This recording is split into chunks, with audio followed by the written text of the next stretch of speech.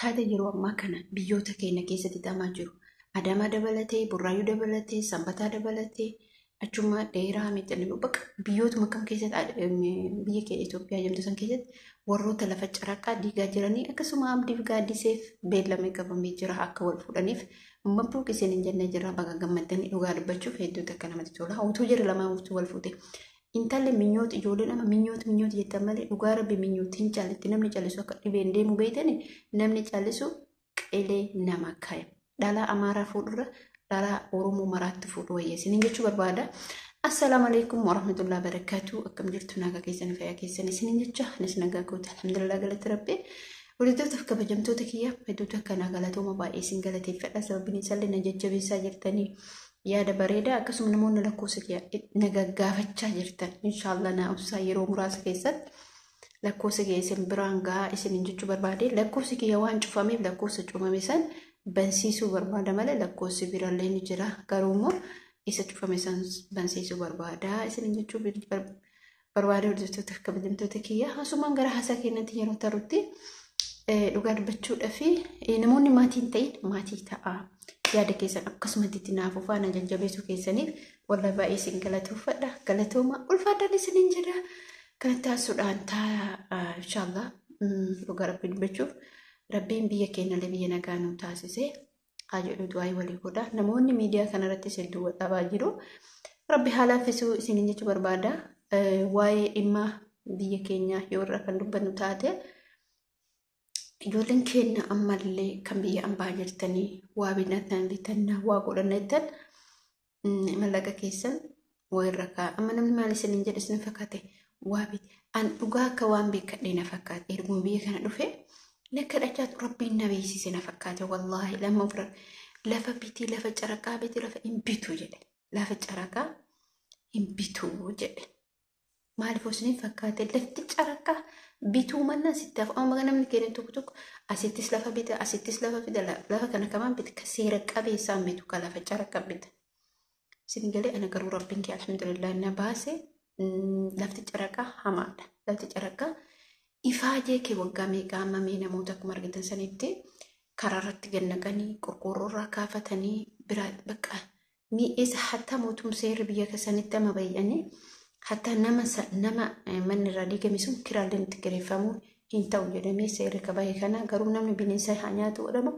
akkamitti himmootu duraan lawaatu nama maddabame bakka san nama buufame amma hin jiru abadan jechuun wanni isin jechuu barbaadu obboleen kiyya lafa caraqaan bitiin ijoollee meeqa sammuun tuqamaa jirti ka biyya keessatti dalagatee ka kushiinaa arabaa keessatti dalagatee kushiinaa arabaa keessatti umriin isaa dhumee deebi'ee mootuu amarraa diigame namootuma keenya firri kiyyaallee hin jira ijoolleen ani beekus hin jira dhugaa rabbi dubbachuu adaamaa keessatti namoota ani beeku irraa diigan jechuudha bir namu biyya keessatti xaaratee jedhe namu biyya keessatti manuma caraqaa kanarratti akka wayititti ijaarate jechuudha maaliif isinin jedhe waan feetellee ta'u jechuu isinin jechuu barbaade maa waan feete ta'an lafa caraqaan bitina birri keessan kaa'adha yoo galtan waan tokko walitti daldaladha suuqii tokkotti bana uffata aadaa ittiin banadha wantoota garaagaraa maashina meeshaa ittiin banatanii ittiin hojjechuu dandeettan mana mukaa banachuu dandeetta waa hedduutu jira jechuudha kanaaf mallaqa keessan namatti ergitanii lafa naa bitaa hin jedhina abadan wallaahi namni lafa caraqaa bitti kalas nama akkatti qaama kee kana ofirraa quuncise guyyaa adan jechuudha maaliif wanni isinin jedhe kasaaradha waa bu'aan hin jiru meema maal argan meema haadholiin keenya akkatti bu'an ijoolleen mana nama amma hojjattii takka garaana nyaattee jirti galuudhaaf guyyaa qabattee jirti otoo galuudhaaf qabattee guyyaa jirtu akkuma anaa kanatti garuu rakkoon isii mudate jechuudha rakkoo isii mudate kun mana irraa diigame mana meema isiin amma hara baafadha jettee galti hara baafadha jettee galti malee waan itti galtu hin beektu kun hojii dumaanii rabbiin kana isitti fide jechuudha musiibaa kana wallahi waggaa meeqa xaartii mana arabaa dalayde tokko dhiira nyaataa tokko immoo mootummaa irraa kubbuuf fudhata waan baay'ee nama gaafa isin dura mucaa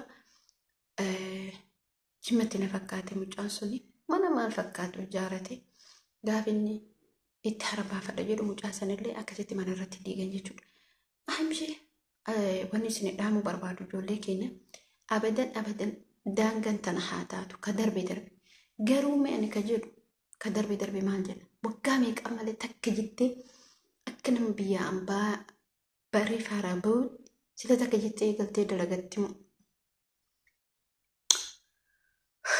anis dalagee beeka anis mana namaa kana keessa jira duudina citee harkina maaliif waa meeqa jibbamnee deemnee kun sadarkaa kana keenya jechuudha umarratti gaafa hara baafannee jennurratti tanatu nutti dhufa jechuudha. Wallahi nu ulfaata. Rabbi waan jabaatte kullee nu haa laaffisu. Yaa jirana waan jabaatte kullee Rabbi nu haa laaffisu.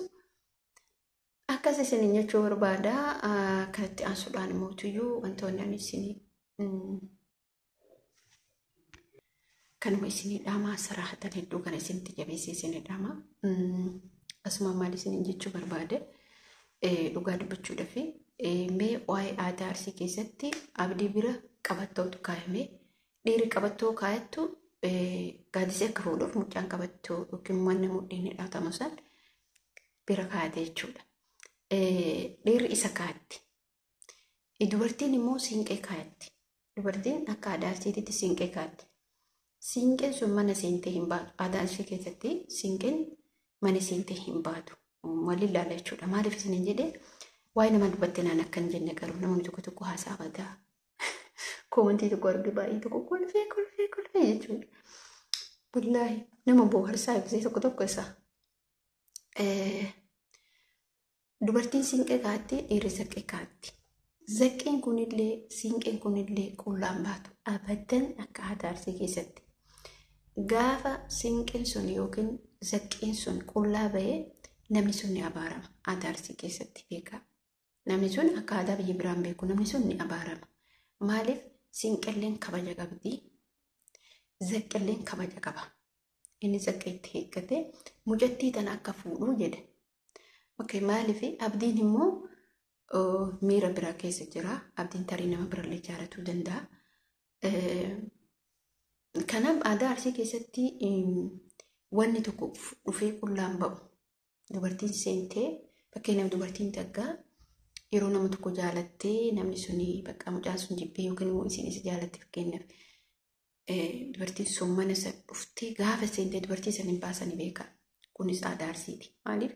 Wayyoodhaa dubartiin kabaja qabanii fi dubartii isaan hin baasan. Maaliif ree kabaja isiitiif jechuudha. Akkasuma dubartiin takka ilma isiititti intala takka jaalattee gaafa kadhatuuf yookiin immoo warri sun hin kennu jedhamee abbaa mucaa sodaatee jedhe yookiin adaadaan namoo akkas ta'e yookiin dubartii haatumaa mucaa sanii mana siinqee qabattee aannan qabattee marga jiidhaa qabattee dhayxee seentee kaa'atti jechuudha. Siinqeen sunillee margi sunillee akka gaafa isiin sii kennine jedhaniitti hin baatu qullaa jechuudha. Gaafa isaan nuti mucattii teenya sii kennine jedhaniin siinqeen sun mana sanii baatii jechuudha. So gaafa baatu sanis kabajamaan yaani wanni isiin baateef intala argatte jechuudha. Yookiin amma abdii ilaalla jechuudha. Abdiin mucaan zaqqee irra kaa'atee jira. Aadaa Arsiiti. Mucaa aadaa Arsii keessatti guddattee ani beeku ijoolles Arsiidha garuu Arsii keessatti guddattee waa'ee aadaa hin beekaa akka naannoo isaaniitti waa jedheenii ture jechuudha.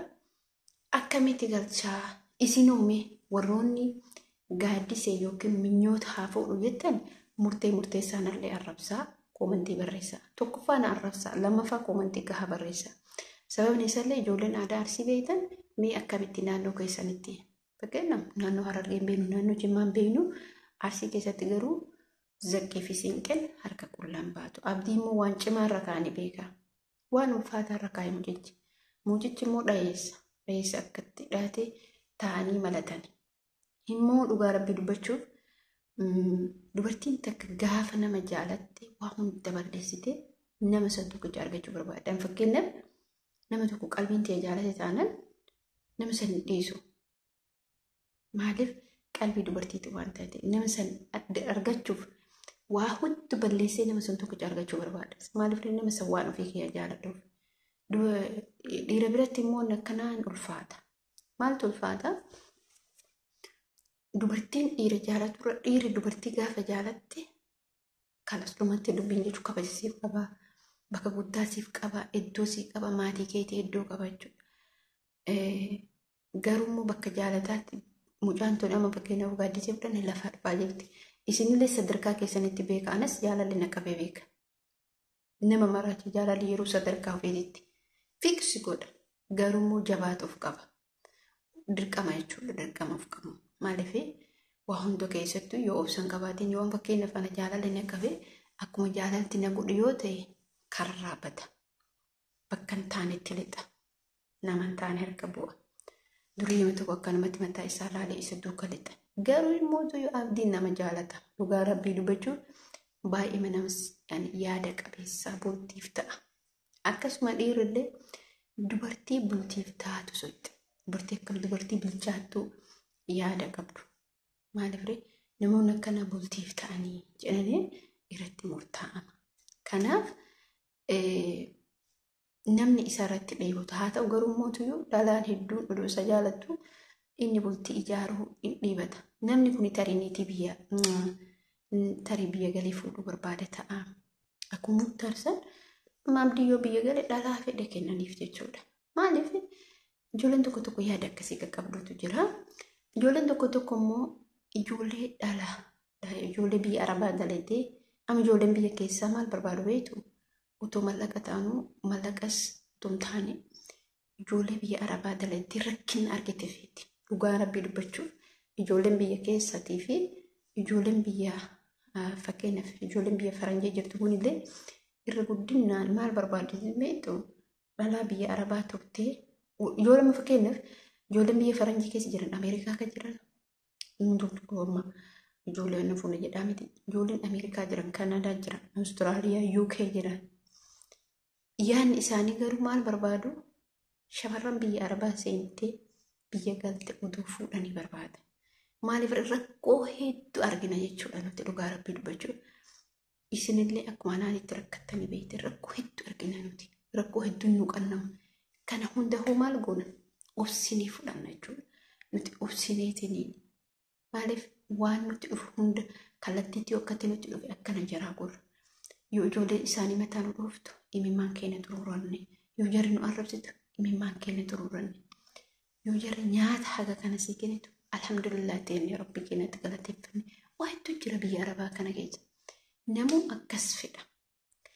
Waa'ee ijoollee kanaatti otoo deemtanitti dhiironni dubartiif kanaaf heetii jechuu kiyya. Barumsaan isin qabu. Garuu wantoonni gara fuulduraatti isin barsiisu wantoota hawwii guddaa keessa kiyya jiru keessaa waan addaatu jira. Garuu haalli naa mijatu yoo ta'e yuutuubii lammaffaarratti isin hojjedha jedhee ilaala. Namoonni yaada keessa yoo qabaatanii akkasuma mootuyyuu namoonni gaafii garagaraa qabaatan akkasuma namoonni seenaa qabaatan akkasuma namoonni muudannoo qabaatan koomentii jalatti naa barreessaa. Muudannoo keessan san yookiin immoo seenaa keessan san immoo wantoonni hedduutu nama jira jechuudha wanni nama qunnamu. Kanaaf yoo qabaattee koomentii jalatti naa barreessi muudannoo kan kee gara fuulduraatti mootuyyuu nuti waliin nama guddachaa deemu nama hojjechiisaa deemu tokko irraa isa tokko jechuudha. Kanaaf dhaamsa namarraa isinii qabu mallaqa keessan tokko namatti hin ergine.